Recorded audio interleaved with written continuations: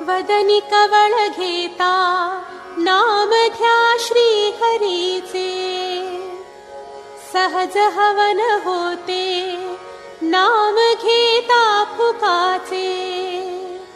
जीवन करी जीवित्वा अन्न हे पूर्ण ब्रह्म, उदर भरण नोहे जाणीजे यज्ञ कर्म. जनी भोजनी नाम वाचे वदावे, अति आदरे गद्य घोषे म्हणावे. हरी चिंतनी अन्न से